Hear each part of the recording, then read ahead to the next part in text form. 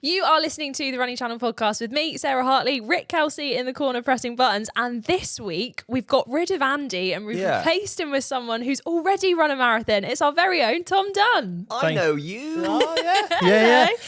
How are you feeling? Great. I did forget the memo, though, of... Wearing purple. For our audio listeners, me and Rick have come in exactly the same colour. This is Beetroot Corner. I think we look great. Tom, next week, bring purple. Yeah. I will. This week's podcast, we're going to be diving into Tom's experience running his first ever marathon at Chicago. He is our videographer turned presenter and he took on his first marathon. So stay tuned for that. Let's get into it. Oh, I'll tell you what, it is strange not looking across and seeing Tom, not Andy. I know. I kind of prefer it. It is nice, isn't it? Yeah, Andy's off in the soggy Lake District somewhere. He's so wet, apparently. Really? Yeah, you text him? Yeah, he did 30k in I saw he made it out for his long run, but Yeah. I'm surprised he didn't get washed away. Yeah, he's having an awful time weather-wise with training. Yeah. Dear. I But tell you what, when he gets to the sunny start line. Yeah, clear blue skies of Valencia. Yeah. Yeah, question actually about Valencia coming up later today. Have we? Yeah. Oh, I'm excited about that. How's your week of running been, Rick? Good, I tried beetroot juice. Did you? It gave me zing. And it's influenced your dress choices. Yes, I mean, I obviously, I told you I was going to try it. Yeah. Yeah, and so I thought, well, why not? I'll give it a try before a 5K at the weekend. So I tried it 30 minutes before. Maybe too close, do you think? Just in case something went wrong? Maybe. Yeah, tried 30 minutes before. It gave me, I think, improved my stamina. I think it improved my blood flow. Yeah. And it may, in the long term, lower my blood pressure. Is that just what you read off the back of the bottle? Yeah. And noted down on the bit of paper Yeah. review. Tom, beetroot juice, would you have tried it before a marathon? I mean, it's the smell of your pee afterwards for me that I'm not there for. Does that happen with beetroot? I think it does. As well as does it not? asparagus? Does it change colour? I don't know. Well, Did you? your I mixed it was with it some, enough? I mixed it with some Ribena. Did your pee change colour? No, not really. Interesting. But Maybe. your shirt did. My shirt did. Did you Red spill it on yourself? Maybe a touch. Had a good race. Yeah. Oh, good. Yeah, good. Yeah. Nice. So I'd go for it. Did you try that, Tom? You wouldn't give it a go? Well, beetroot juice? No. Absolutely not, no. No, I How's don't. Like, just give me a gel. I'll be all right with a gel. Beetroot gel. But they Bet they do that. probably do Bet that. they do I do think that. they do that. They do. Anything is turned into a gel Yeah. nowadays. How's your week of running been, Tom? It's been all right. I had about 6 days off after the marathon, Yeah. and now I've just started a maintenance back to running plan, Nice. something Really? like that by Runner. But nothing. There's never a dull moment at the Running Channel, is there? So I've let the Running Channel know that I can run now, Yeah. and second week back, 5K time trial for a video. And I got another one Wednesday. So Oh yeah, this is going to be a good one. You were there, Rick, weren't you? Yeah. We're testing out how much faster does a carbon plate actually make you for the average runner? Because obviously for the elites, they're tailored for them. They make a huge difference. But how much of a difference is it going to make? This week we'll find out. Yeah, the good thing is about this video, actually, we've got 3 different speeds of runner in it. So we've got a 30-minute, roughly, 5K, 25-minute, and a 20-minute. Yeah. I was like, the guy who does the 20-minute 5K is one of those runners who doesn't look like he's rapid at all. Yeah, well, it's like Andy. His form Andy can is run. so smooth and consistent. Yeah. But he doesn't look fast, but he is unbelievable. Yeah. I feel like that's always the way with people Yeah. that are super speedy, is that you look at them and go like, I could probably keep up with that. And then you start running and you're like, no, I can't. No, I can't do anything. No, I can't. do anything It's like about it. Andy he said he used to use that in his races of just like, there was no difference in what he looked like, whether he was going, I don't know, slower at the start of the race compared to sprinting at the end. So he Really? would just use that because no one could tell. And then you'd suddenly just be like, oh gosh, we're going quite far. Yeah, I mean, Andy's like that in life, though, I feel. You can't really tell Can't what really he's doing. tell. What's he thinking? What his What's point he is. doing? No, what's his point? Oh, I love you, Andy. Don't come back. Yeah, don't go back. See you later. We should probably explain that Tom is normally our lead videographer Yes. at the channel. And But you've been around the running channel Yes. since the very, Since very, the very start. I have. That title basically means, though, that if any of you comment saying, oh, the audio sounds a bit bad, I get the blame. Yeah. So please be nice. Please be nice. Yeah, look, we're putting a face to to your critique now of what it should look like. Yeah. So So explain a little bit behind your running journey. You'd think working for the running channel for 4 or 5 years now, that I would be a keen runner. That Not the case? No, I think it's one of those things where you do it as a job every day. So then the idea of coming home and going for a run as well feels like work. So not that I don't like working here, but I was out in Osaka for your marathon this year filming you, and we were sat in a park, and it was probably my 10th marathon I've filmed, and we were just eating lunch, and I just suddenly was there, and I signed up to do York Marathon, and then was just like, I've done it now, I'm gonna have to start running. Yeah. And then let you guys know, and got bumped up to not a better or nicer marathon, but a major marathon in Chicago. So the pressure was on there to deliver, and I finished it. What? So York never happened? York, I went. Well, York was a week later. Yeah, York so was a week later. a back-to-back marathon set as your first would have been a bit much. Yeah. But I don't think I could have done that. did you find as soon as you'd signed up that you suddenly were like, right, okay, I've got purpose now because there's an impending deadline coming towards me? Yes, until probably like the last month. And then everyone's always like, oh, you're tapering. Like, oh, well, if you skip this one now, it's probably not going to make much of a difference. And we were on quite a few projects. Yeah. So after the long run I did, 4 or 5 weeks in, away from the marathon, I kind of didn't do anything really. You went out for a few, but Yeah.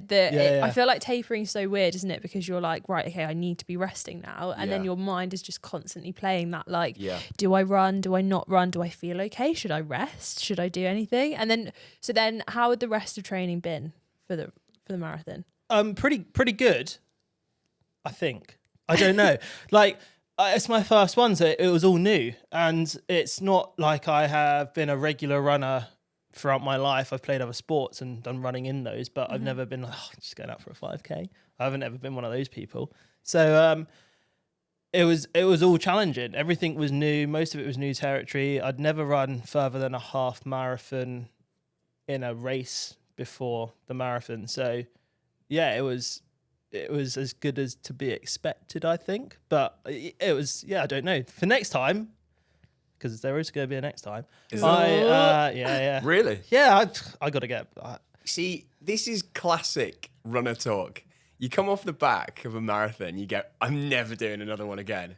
And then give it a week to 10 days. I think it's that period of 7 to 10 days is when you go, oh, you know what? I don't feel too bad anymore. Give it another one again. I'll do another the one. day after Do is another not one. when you sign up to your next marathon. It's either on the day if you've watched someone else do it, or like, that was amazing. And then you've got like about a week where you won't want to do another one. Yeah, completely. How did you... So we're obviously now we're almost a month later. Yeah. How do you feel now compared to when you finished? I was... if anyone's seen the video, I was quite emotional. Oh yeah, go watch it. It's a ironically, I'm not an emotional person, but I think I've cried in every single video that's live on the running channel. Yeah, I don't think you can say you're not an emotional person anymore. Running Guys, I promise I don't cry. Running's changed your character, Tom. Yeah. It's Softened you. Well, that's not a bad thing. I've got to admit, when you come in to the close and the final 300 meters, they write it on the ground. I don't know if they did that in London, but they write how long you've got. So 800, 600, 300, 200. And at the 200 meter mark, you can see your face before someone starts to cry, like it's about to pop. You know, you get that build up of emotion. And I just couldn't help but laugh.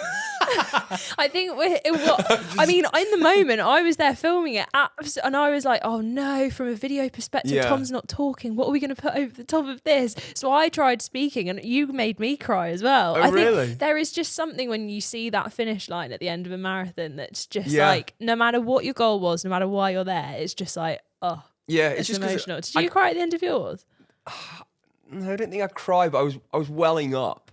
But I don't think it actually popped, but like the tear popped. Yeah. But I just felt where you were and how much you've been through on those 6 hours and all the people you met. And I was laughing because I was like, I know it. I know that feeling. Yeah. Like, it's just funny. It's amazing how it just creeps up on you. I think as right well, at like the end. that's the moment as well where you realise, like, does this actually mean something to you? And like, what was going through your head in that moment? I mean, I was a mess. You were there. Like, I had to stop filming and put the camera. I was probably half an hour of like ugly, children. Well, it's a big relief as well. It's like half pride, half like, oh my gosh, I don't have to run anymore. I can stop. And I think I'm not. If anyone knows me, I'm quite I don't like to try and get excited about things just in case it doesn't happen, and that's quite. No one wants to be my friend saying that, but but you're a glass half empty type of person. Great to be around. So like during all the marathon training, I was just getting my head down, doing it, and being like, tick off, and then it wasn't until you can actually see in the video, like there's just a few moments where Sarah's put the GoPro on me, and my face is like, I'm just like, shit, like oh no, and I was nervous. I'd never been nervous like that for a run before, and then going throughout the race, you just, I don't know, I found a new person, I think, doing that marathon. So is that what it was? Is that what the emotion was at the end? It was you finding something about yourself that you didn't know before. No, I was just really hungry, and I just knew that I could go get. No, come on, what were you feeling? All right, about 25k in, on the back of someone's t-shirt, I saw a motto that said, "Running is the bridge between who I am and who I want to be." Yeah. And for I was like, wow, that's why I'm running. Like, I had no idea why I'm doing to be honest, I was doing a marathon I felt a bit left out from everyone else. From that moment, I was like, come on, let's do one. But from then on, I was like, okay, that's why I'm doing it. And I felt like I had a purpose. And then, coming around that final 200 meters, seeing the finish line and stuff, I wasn't really anything going through my head. It was just raw emotion. Like, I've finished it. I've done it. I can do it. I mean, I was absolutely annoyed at the time that I did, but I'm quite a goal-orientated person, and I went in with a goal and I didn't do that. Yeah. But I was so happy and proud and like, wow. Because I think it is like, we're in this industry where people are running marathons every day at incredible speeds. And they're doing them like probably more than you should, or like just everything like that. And I was so in that, like, I don't know, atmosphere or that realm of, well, they can't be that hard, like if everyone's doing them, but they are. That is the hardest thing I've ever done. Do you know what I thought was really lovely? In the comments, my favorite comment was a guy who said, "This is one of the most relatable bits of running they've ever watched, because it was someone running a 6-hour marathon and not a 3-hour marathon." I think that is the main thing that we're always trying to do. And that's why, like, we have, now we have 8 presenters, and next year we'll probably add more presenters, because like we are trying to represent every single different type of runner. And what I love reading through the comments of what we do, because whether it's like Mo going and running a 3-hour marathon, or you finishing your first marathon in 6 hours, or like any marathon I've done, every single video has comments under it being like, this is me. I've finally seen me. Hey, you know what though? First voice on the channel, so it just doesn't matter. No, but you get that as well. Like on your injury series, you get like, thank you so much. This is what I'm going through. Yeah. And I think that's like, that for me is like, completely. We've done a good job because that is so cool. But can I ask a question actually on that? Yeah. When you talk about those lengths and, the different type of runner, isn't there a cut-off time though in Chicago? Yeah, so there is a cut-off of 6.5 hours, but that's when I'm not sure. So you started in a wave. So when you sign up for a marathon, you put down what time you think you can finish, and I think you'd put 4:30 to 5. So we were in that wave, and then the cut-off time is 6.5 hours, but from when the last runner crosses over the line, which is quite harsh, because if you're someone who's going to run a 6.5 hour marathon and you start in the first wave, you've actually got like 8 hours to finish. Oh, I because see. it will take, well, maybe But if 7 hours. If you say you're 6.5, you need to do 6.5. Yeah, you need to do 6.5. But I don't know what would have happened if your chip time would have been over 6.5. I mean, they wouldn't have known. There's probably nothing they could. It's not like they would take your medal off you. But I was reading there and then, would they? No, there were a few marathons. Like the smaller the marathon is, the more expensive it is to keep the roads open for a long period of time. So there are some marathons in the UK which have like 5 hour cutoffs, which is like the average finish time is close to that. Like close running to 5 hours, isn't it? I mean, Average you finish found time, we were probably in the first 15k when you accepted that like sub 5 probably wasn't going to happen. Yeah. And then you said at the end of the marathon you were annoyed at your time. A few weeks on, how do you feel about time now? It doesn't really matter, does it? Like, No. And I think no, you know what? It did matter until the video went out, and then I just saw hundreds of comments of like, "This is me," or like, "That was so relatable," or all of these positive things being like, "It doesn't matter about your time. You just ran a marathon. That's incredible as it is." And I think that really changed my perspective. So thank you, everyone. But yeah, I don't. Like I say, I'm goal orientated. I've always played like team sports where winning and losing, you have like lots of people having the same feeling, so you kind of get stuck in that like, well, if you're not first, you're last sort of mentality. Yeah. And I've always kind of kept that from a young age, but I think running has really, it's probably why I cry a lot, is that it's opened new avenues in my like life of like how I think about things. There's new perspectives. Wow, and I think as well, what I find the most interesting about your running is you get two types of people commenting on your marathon. One is the type of person that finds running easy or like finds the kind of base level of running easy. And there are a few people commenting being like, maybe you just weren't ready. Maybe you weren't ready to do it. But actually what I would argue is like, for some people, they're just going to find it that hard. And like, maybe you need to see how hard it is to then, if you want to, then train again and do another one. Yeah, I think my persona is like, I need to see it a lot of the time to believe it or experience it to believe it. And I think I was probably naive ever thinking that I could run the time that I set out to run, because if I actually look back at my training, my half marathon time didn't replicate the final paces and stuff like that. So I've got that information now. Yeah. Get out and do the next one. Yeah, and I know what it feels like, and obviously like every run feels different and stuff like that, but that was the first. Everything was so new and fresh. So yeah, I'm probably trying not to be too hard on myself. Do you think more runners, Sarah, over-egg the pudding when it comes to their times, predicted times? Or what, when they're signing up? Or under? I feel like over, because if you haven't done the training, you don't know. So I feel like, especially if it's your first, like for my first, I wanted to go under 4 hours, and that was not achievable for me. Like I wish I'd picked a time that was like 4:15 or 4:30, because I would have, but then it's hard because the marathons where I've run my fastest time, I could not tell you what happened in between crossing over the start line and crossing over the finish line, because the middle's just a blur of like head down, crack on, try and soak up a bit of the crowd and like enjoy it that way, which is totally different to like a Chicago. I can remember like we watched I'm glad you remember it, because I was like you. Yeah, I don't know. Yeah, do you just not remember? I remember like Chinatown and some of the places where like the crowds were incredible and there was good music and we were having a dance along and sing along. Yeah. But yeah, there's hours of that marathon that I don't remember. That's what I find so funny though, is that like you spend so many weeks preparing and then it's such a big moment, and then afterwards people are like, how was it? And you just go like, I don't know. I don't know. I can't remember. The only thing that I remember from Osaka Marathon is in the last 5K, 4K of it was a straight line.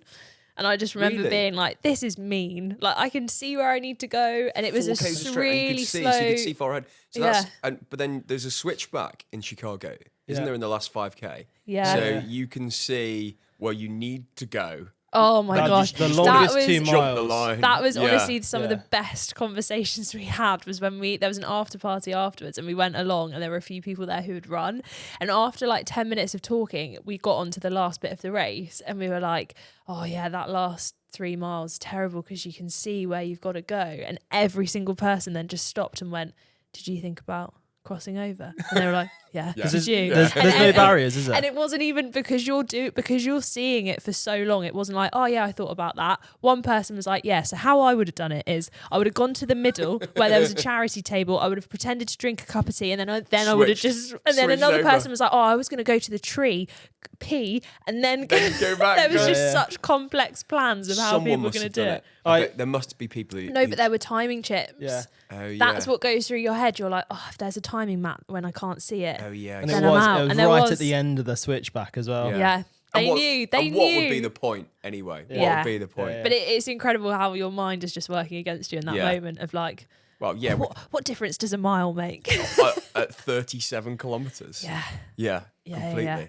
So I want to know, what are you taking away from this whole experience? Okay, what am I taking away? If anything, Some- the okay. medal. We've got our medals with us. Yeah, I would say that time's the only thing that the time only matters to you unless you're doing it competitively. So don't be too hard on yourself and like make sure you're having fun. If you're not having fun, then maybe drop down to a different distance or something like that. For me, next year is the year of the PB, I'm calling it. So I'm going to go straight back down to 5K and like start building myself back up again to marathon distance and maybe an ultra. Oh, don't be stupid. Yeah, well, gotta test it. Gotta go to the unknown. So yeah, I think don't be hard on yourself. Make sure you're having fun, and if you need to pee, just go and pee. Oh yeah, toilets. Mate, there's potentially a little bit more on that later Yeah. on. Standby caller. Stand by. This is what I'm so interested for Andy. So Andy hasn't done that many like mass participation races where he hasn't like been competitive at the front. Yeah. I am so interested to know how he's going to feel about his medal in Valencia, because like ages ago we had a conversation where he was like, oh, medals in mass participation races like feel weird to him because he was always competing for medals. So then to just run a race and not be like first, second or third and get a medal, he's like, it feels weird. But I feel like he's going to cross the finish line at Valencia and that is going to be the best medal he's ever Yeah. got in his life. He's gonna frame it or maybe just put it on his front door. He'll be instead one of of a the Christmas people. wreath. Yeah, can you imagine? Decorate it with a bit of holly. Yeah. He'll be one of the people on the plane with it round his neck. Oh, I am excited about Valencia. I am Oh, excited. it's going to be good. It's Yeah, going to be good. yeah. Should we make sure he has to do a walking tour the next day? Oh yeah. Yeah. Not the boat one either. No. Proper walking tour. Yeah. We'll book him in. Anything that makes his life miserable Yeah. is fine by me. Right, well, you are listening to the Running Channel podcast. Up next, we've got your questions, but first, we're going to bring you some news stories from this week from the world of running. So, Tom, what's your news story? Well, I ran a marathon in Chicago. You ran a marathon in Chicago. But that's not the only person that ran a marathon in Chicago. Our very own content manager, Rachel, ran a marathon in Chicago at the Yeah. same time as us. But she didn't run it in 6 hours. No, she ran it in 2 hours and 50 minutes and 52 seconds, which I've got some times here. That is a 4:10 km an hour minute mile thing. Do you mean that's 4 minutes and 10 That seconds is per what that is, kilometre? yes. Yeah, I'm used to this running. He's only here for a week. Um, Don't worry, everyone. yeah, but that's over a marathon. That's Yeah. quicker than my 5K time by miles. Yeah. But the main thing to come away from this incredible information is that she was the second fastest female Brit in It's- Chicago. So cool. Incredible. When I was told this when we were out filming last week, I just thought I didn't even know Rachel was a runner. She's so, And she's so so modest, quick, but so modest, yeah. so down to earth. And I asked her about it. I said, "I heard you were the second fastest Brit in Chicago," and she goes, "Oh, was I? Oh, really? Was I? I love I it. didn't know." I reckon She's she so goes home good. and she's like, yeah. I was the Yeah. Goes home, So good. 100 selfies on the door. Yeah. Well done, Rachel. Yeah, well Yeah, done, well amazing. done. So impressive. So impressive. I've got a bit of news as well. Okay. So Oh, yeah. also in Chicago, the marathon world record was broken but not by Kipchoge, by Kiptum. But Kipchoge has been interviewed for the first time since that happened, which I thought was interesting because that must be so hard when you're like happy that we're getting closer, but it wasn't you. And he said, I was happy to see the record being broken. I'm looking forward to seeing records being broken because I've shown them the way. I will be happiest on earth to win an Olympic medal for the third time, back to back to back. It's about making history. It's about inspiring a generation.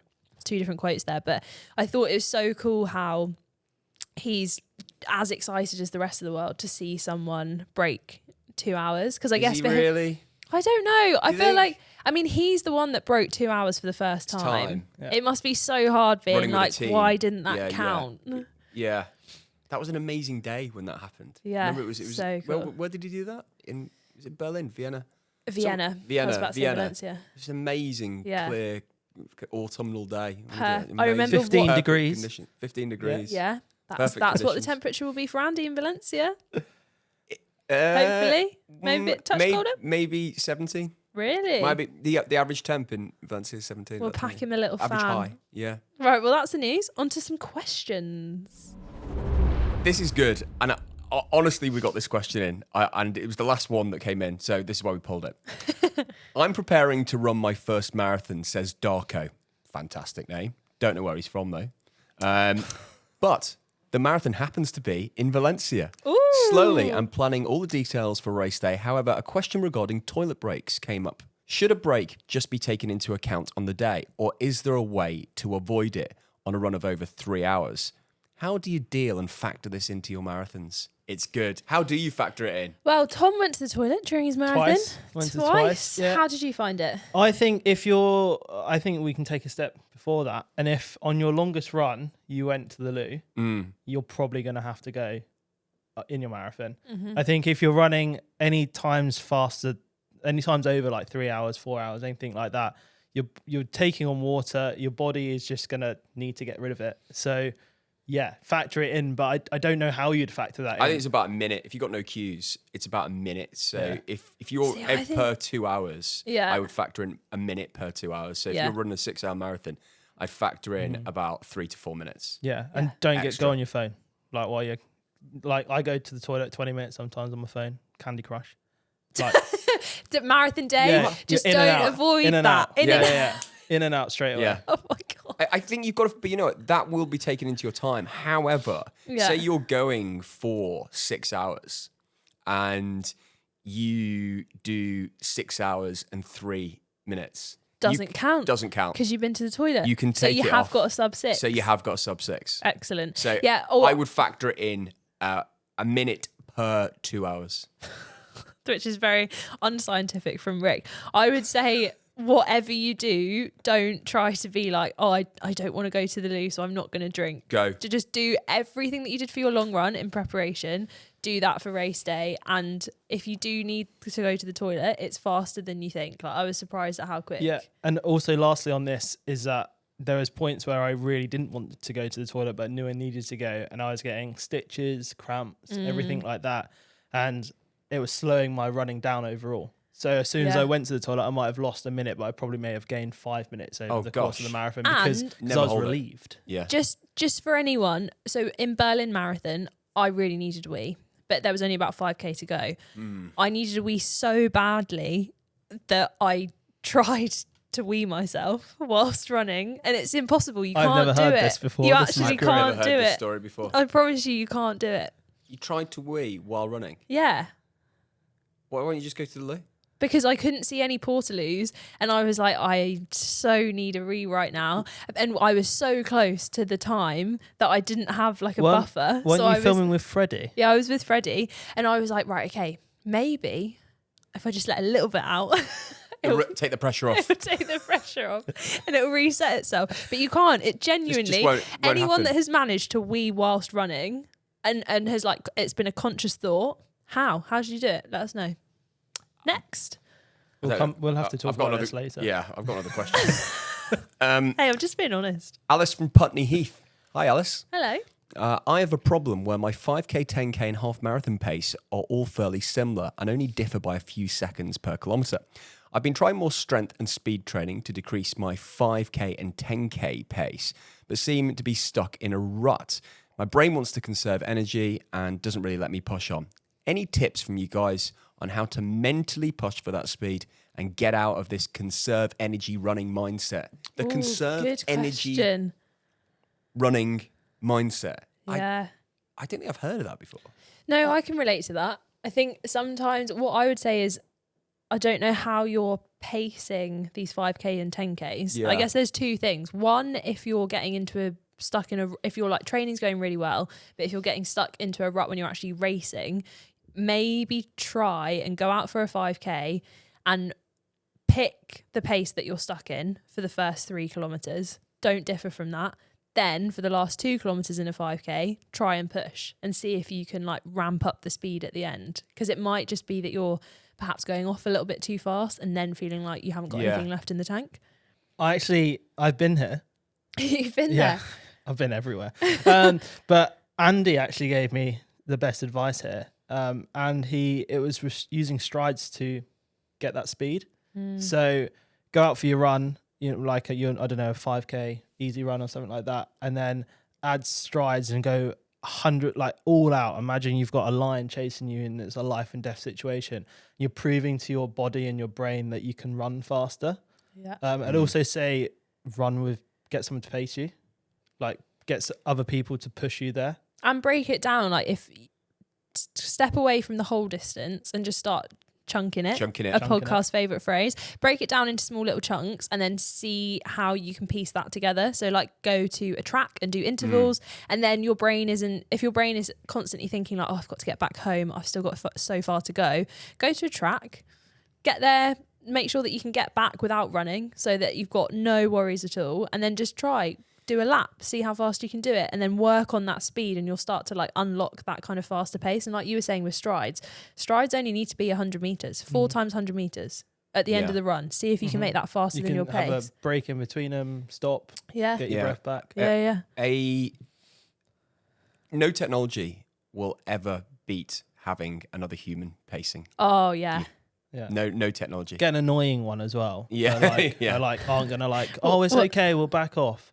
I get someone like Andy or you, like pacing car, just in your ear the whole time. Should me and Andy just hire ourselves out as annoying pacers? Well, you're going to be pacing me to the potential running faster than you've ever run before. Aren't you? You asked if you could pace me? Yeah, I think that'd be quite fun. Because she knows how annoying she is. Yeah, that's true. That's true. No one would let me do it anymore, so I'm just having to, I'm having to sell myself. Well, Tom, it's been nice to chat to you on a podcast. Right, very nice. Thank you very much. Thanks for allowing me to be here. That's normally behind the camera, which is different. And Sarah, I think you've got a little favour to ask. I have got a little favour to ask. We're going to switch it up this time. You don't have to share the podcast with someone else, but if you're watching this right now, I want to know your questions. podcast@therunningchannel.com. Any questions you have about running. It could be, Rick, give an example question. Does beetroot juice cause gut problems? Excellent. Tom, give an example question. Are jelly babies more efficient at fueling you than a gel? Ooh, good question. Heavier to carry. Any questions like that, email in podcast@therunningchannel.com and we will potentially do a question-only episode coming up soon. So make sure you get them in. Tell us where you're from. And tell us where you're from. Yeah. And we'll see you next time. Bye-bye. Bye.